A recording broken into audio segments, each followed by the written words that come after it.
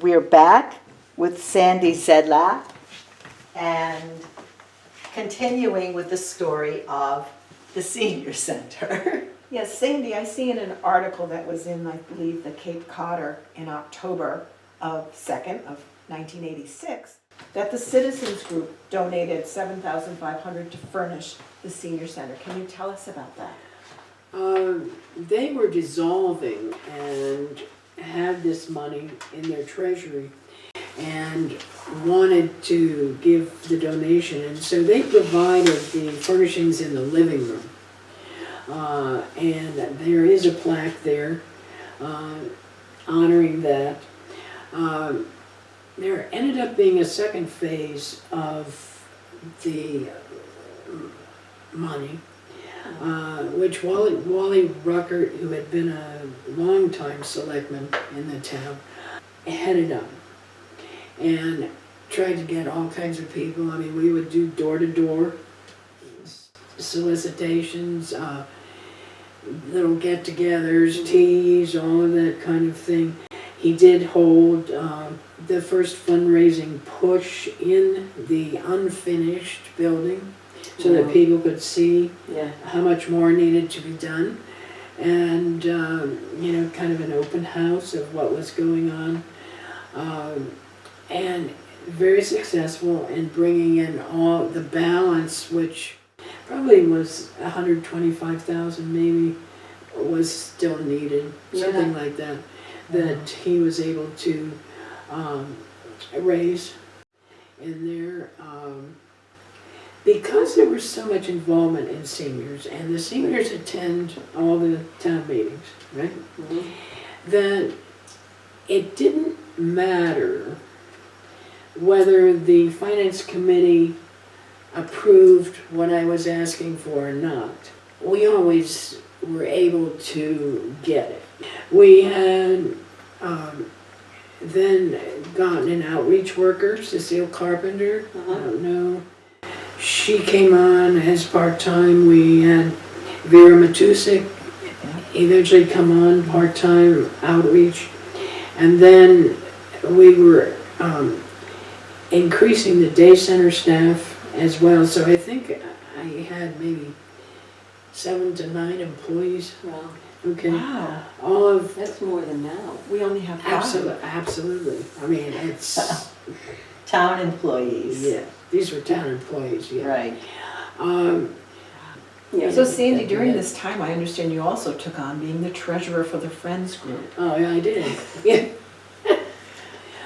Friends, Jack Childs was the treasurer of the Friends at that time. He decided that he was not able to do that any longer. So I just took it over just because there was no one else to do it. So we were losing people, okay, and no one coming in, to join any of these boards, the same as you're having now. When did you notice that trend? I'm guessing it was probably maybe 2010, 2012. We were That it was harder to harder to find get volunteers. Yeah, and people were dying at that point. We were losing some of the real powerhouses. Yeah. I really don't know about, I remember talking to Dorothy and so on, and we kept saying, how are we going to get volunteers? How are we going to do this? How are we going to do that? Because it was always the same people. It became, the Friends Group is the thrift shop. I always That's thought how that. it was when I came Yeah. in. And there was nothing other than that. That was the Friends, the thrift shop. That's why we had board members on each. So in that each was a place. really symbiotic relationship between the two groups that worked together. Yeah. And you retired from being director in 2016. 2016. Yeah. And Dorothy became the director then? Yes. Okay. She was my secretary. We were really pushing for Dorothy to take over because she knew the history, she knew what was going on, she knew how we operated, and would continue. Were most of the staff that are there now, Cindy, were they all there also already? Yeah. Cindy started as an aide in the day center. Okay. And in fact, she's the longest employee there now. She started as an aide downstairs. Cindy, and then Kathy Gill was the director of the day center. One of the directors, we had several. She's still there. The rest of the people are gone. Monica was hired after Dorothy left the position, so, you know, Cindy's the only one who is still there. And then, you know, the town started dropping staff. You know, we got up here and then they started dropping, and then when COVID came, it was the perfect time to get rid of the day center, you know, and so on. And so the staff is down to nothing again. We used to do mainly one-on-one work with people, okay? I did all the health insurance counseling, all the filling out of, you know, Mass Health and all the paperwork and the tax exemptions, all of that stuff I did. So I spent most of the time, beside all the other little things, one-on-one with people. So our focus, my focus the whole time was individuals. And so we got a lot of people in there, but mainly it was just a one-on-one thing. But at least they were in the center, they were involved, they might attend something. But it was a continual line of people that we worked with. And I think that's one of the most important things is the one-on-one contact, particularly with seniors who have all these questions about a variety of different things. I was just going to ask, what did you love most about the job? And it seems to me it's that one-on-one. Yeah, I mean, that was. And, you know, I still had to do all the other things, but it was the one-on-one, you know, contact, and I think it made a big difference. That I have always thought was important, that one-on-one contact. It's such a major part of life in Eastham. Even though people still think it's for old people. Yeah. But yeah. So the exercise program that we've been doing and having like the HIT classes, those are incredibly successful. And they're bringing in younger people. Yeah, they seem young. And now working on, hopefully in the fall, we will have some evenings and a Saturday, so that people the younger people who are working, you know, the 60 to 65 people, they'll be able to come in and work on that, and that's one of the projects the board's working on. And I think that's critical because the federal government has pushed the retirement age out. So there are many people working that still would like to be involved with the community, because really the senior center is the center of the community. That, the library and the historical, all three together in Eastham. It's always been that, yes, that way. And I think Karen can attest to having made so many friends. Absolutely, Going down to absolutely. the senior center and knowing But I'm people. trying to pull them into coming on the board, coming on the Council of Aging, but as we both said, it's really difficult to get people to commit to time. So we have to make it real exciting. And like that, we're gonna make it fun. Speaking Sometimes it's been of, exciting, Yes, but yes. not in a good way. if you could give advice, Sandy, I know you probably do, but for a vision for the future of the Council on Aging. Yeah, is there anything that you would like to see us doing that you don't see now? Or you would like to see us stop doing? Yeah, because we focused on the past, but Like you've commented on the shine and having more of a personal touch. Yeah, I mean, I think the one-on-one, now Cindy does that all the time. Yeah. But she's only one person, so, you know, it's, and can't get to everything. Sandy, can I shift us back to some of the fun times? I know there's a stage in the main room. What was that used for? I think we had a lot of programs, like musical programs and stuff like that, where, you know, the people would be up on stage. Because of not having enough room for storage, we put that back curtain in there so that those things could be hidden that we didn't need, but it still was a nice backdrop, and then you had the regular stage. So, wasn't anything in particular, but if there was a musical event or some large presentation, the spelling bee perhaps, or any of those sorts of things, that would require being able to have a leader of some sort there, we would use that stage. I'm not sure that it's been used very much. It became a storage cabinet. Yeah. Did you use it for the Eldreds? I know Eldreds came and did some appraisals at one point. Was that part of this, the earlier years, or did they do that in the latter years at that location? Well, every program we had, we used to have programs, I think, twice a month on Fridays. Okay. Special programs, Yeah. all throughout the year. And it would have been used for anything. That's when Eldred would come and so on and so forth. But there were special events every other Friday. You often had events with the elementary school children. Yeah, we did.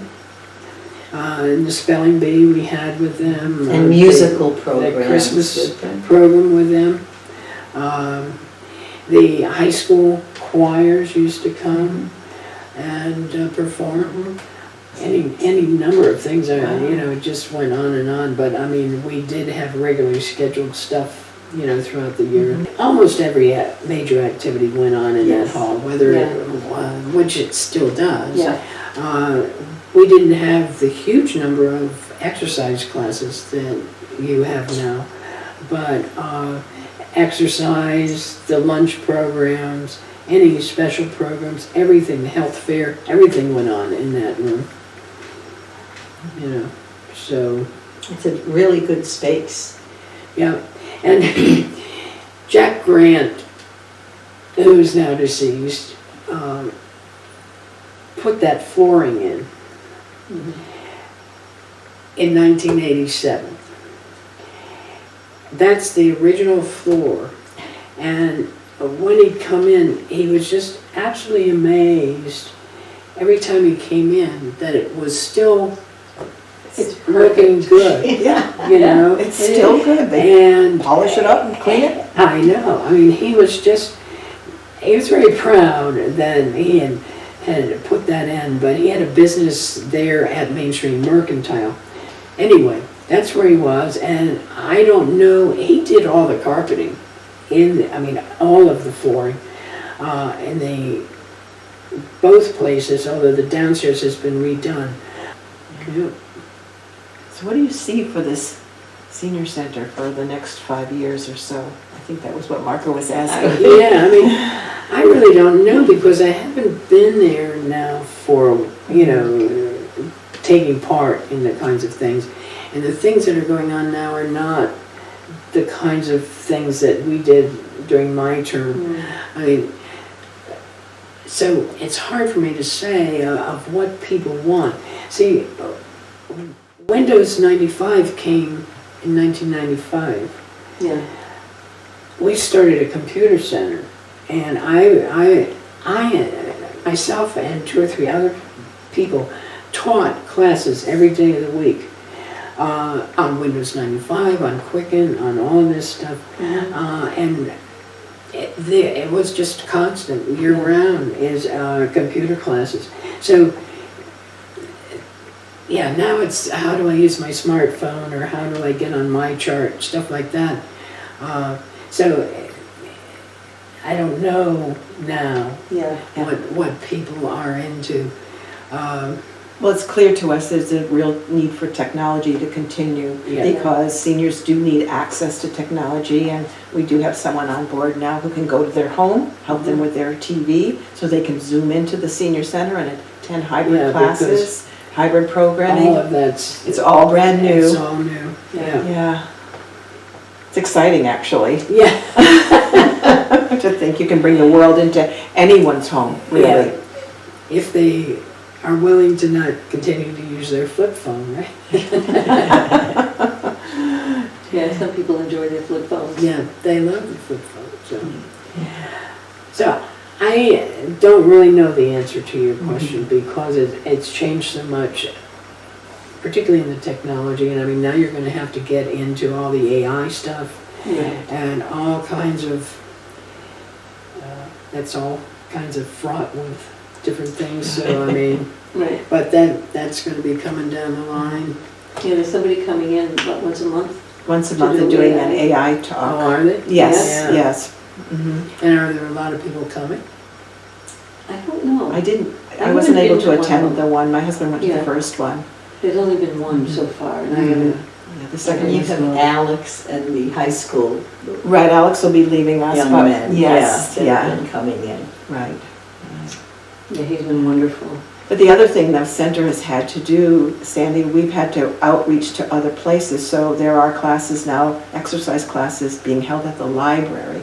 The health fair this year was moved to the Elks because last year we had a problem with parking. People were parking, we overfilled the parking lots. People were down on the main road and having to walk in up the road and up the hill to the senior center. So parking's becoming a little bit of an issue when we have a big event that a lot of people do want to attend. But Yeah. at least with the community, the way it is, we can outreach and use another space. Who knows, Marca, we may be calling you. But it's good But for it's us to great. do outreach. Yeah, It is good for us to all be Right. together Yeah, and work together. yeah. I think we'll see more of that Yeah. in the future. Yeah, and we hope that other places will come and start using the senior Yeah. center for events Right. too. Well, and I, from a personal standpoint, being able to do the different historical talks, the collecting memories. Yeah. Right. At the senior center, but we want to reciprocate and do tours for the senior center people. If a bus could come over to the museum. Yeah, I don't see why not. And Yeah. Great. especially the schoolhouse is accessible to everyone. Yeah, Sure. and you have such interesting stuff over there now. Well, you And- always have. I Right. mean, now- Yeah, but now With the addition, it will be wonderful. with the new, Yes. we're working on it. Yeah, Yeah. Yes. Anyway, I would like to thank you all so much for this morning and for the conversations, and especially you, Sandy, Oh, thank you. and in your retirement. And we thank you for Thanks. helping us with this process, both Bev and I. I think it was Bev initiated the question to me, and I said, we need to capture the history with Sandy, but Right. thank you for helping us with the process. Well, we're trying to preserve yeah, Eastham's past for Eastham's future, and you're doing the same thing with Yes. the council and the Friends of the Council on Aging.